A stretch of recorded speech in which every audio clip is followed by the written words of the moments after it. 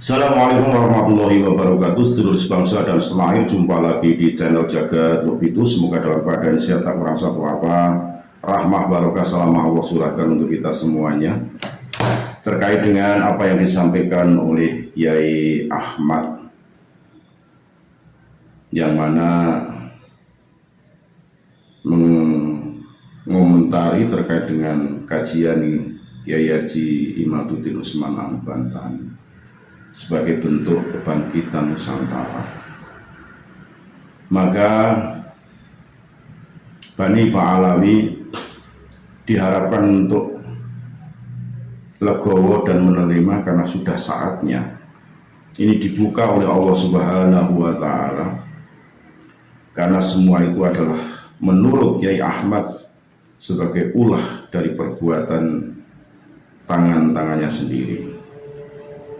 Maka benarlah ayat Allah Subhanahu wa Ta'ala bahwa segala musibah yang menimpa pada diri kita itu akibat dari ulah tangan kita sendiri.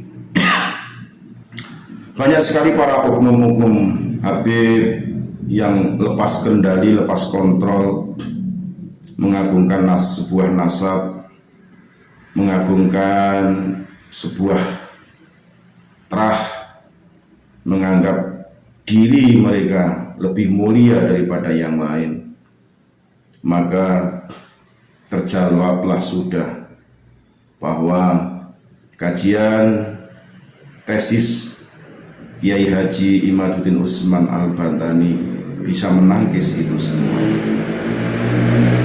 Maka harapannya kejumawaan sebuah oknum habaib yang mana disampaikan oleh Kiai Ahmad hendaklah harus diakhiri, karena kebangkitan Nusantara ini bukan semata-mata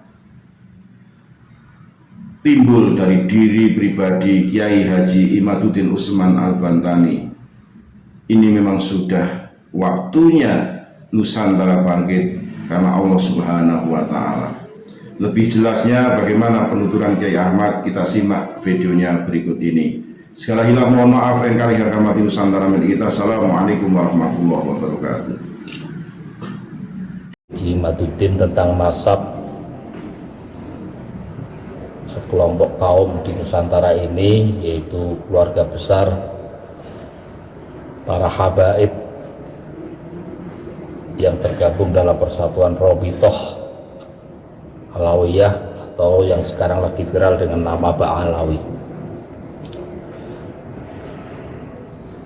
Melihat sebuah kajian kami ikut senang kalau urusan kajian, tapi melihat indikasi perpecahan yang ada di Nusantara, yang ada di keluarga besar ahli sunnah yang ada di Nusantara, juga melihat sama-sama keluarga besar Nahdlatul Ulama yang kelihatannya sekarang makin lama makin meruncing. Bisa kita senang dengan kajiannya, tapi khawatir juga euforianya teman-teman yang terjadi di kedua belah pihak.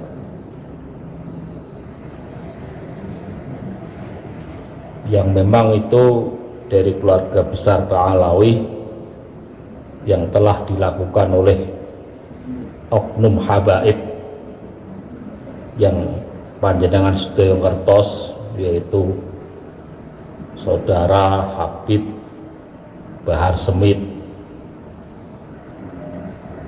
Saudara Habib Rizik Syihab, imam besar FPI yang begitu melegarkan di Nusantara ini, di dasawarsa terakhir ini,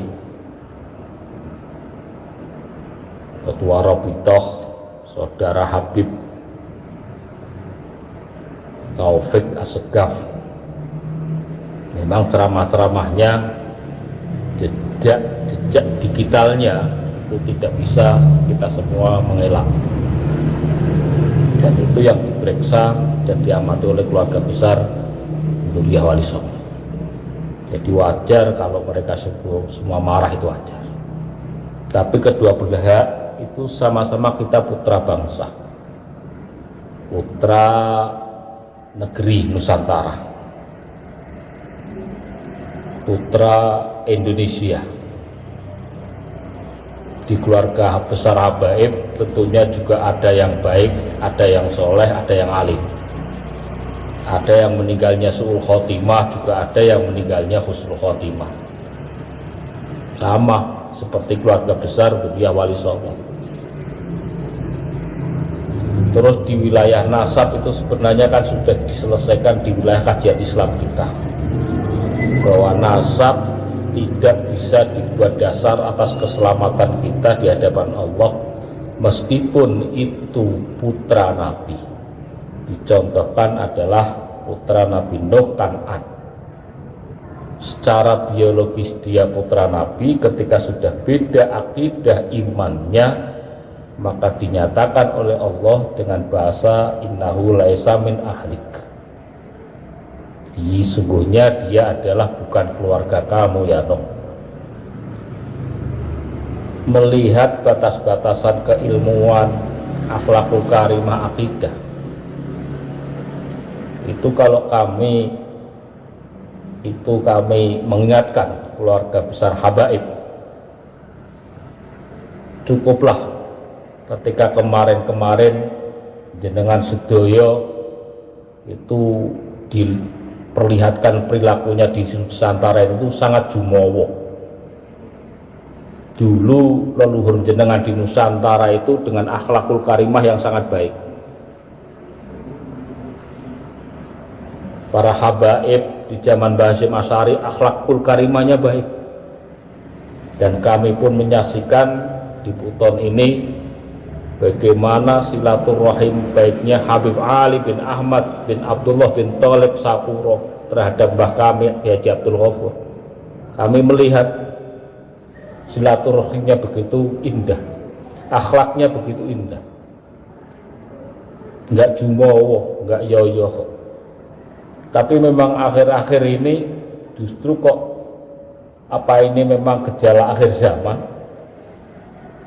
tiba-tiba pola tingkah dan langkah-langkah habaib setelah munculnya imam besar yang dinobatkan oleh FPI begitu banyak umatnya jutaan, kemudian didukung oleh 80% keluarga habaib, kok malah jumowo, lepas kontrol rupanya. Jadi wajarlah kalau Anda sekalian di Nusantara itu diadili oleh alam, seakan-akan pegang kunci surga. Di hati kita itu geli melihat pola tingkah mereka. Andai kata mereka benar-benar, andai kata saja nggak ada kajiannya Kiai Imad, mereka itu dzurriyyah Rasul, upamanya secara biologis itu benar, perilaku mereka itu sudah memalukan umat Islam, juga memalukan Rasulullah itu sendiri di hadapan Allah. Emang pola tingkah jenengan para habaib akhir hari ini kemudian Rasulullah bangga punya cucu seperti jenengan? Sama sekali tidak. Dikira Rasulullah itu bangga punya cucu imam besar FPI? Sangat jauh. Anda merasa besar di wilayahnya, merasa punya kunci surga. Ngerti mboten para habib-habib di Indonesia aja lah. Kalau jenengan merasa dzurriyyah Rasul, ngerti mboten di mana sekarang rohaniyah Rasulullah SAW? Jangankan berjumpa rohaniyah Rasulullah yang asli, yang palsu lewat mimpi aja nggak bisa. Bisa Anda tidur saya bisa biar mimpi ketemu Rasul, itu yang palsu aja Anda sudah nggak bisa, apalagi yang asli. Sebenarnya pola tingkah jenengan memalukan. Ini akhir zaman.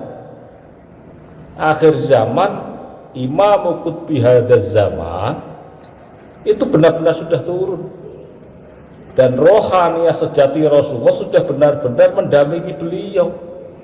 dan menyaksikan pola tingkah jenengan di Indonesia ini, karena Indonesia akan jadi tempat bangkitnya peradaban Islam di akhir zaman yang diimpi-impikan oleh Rasulullah SAW. Itu memalukan jenengan,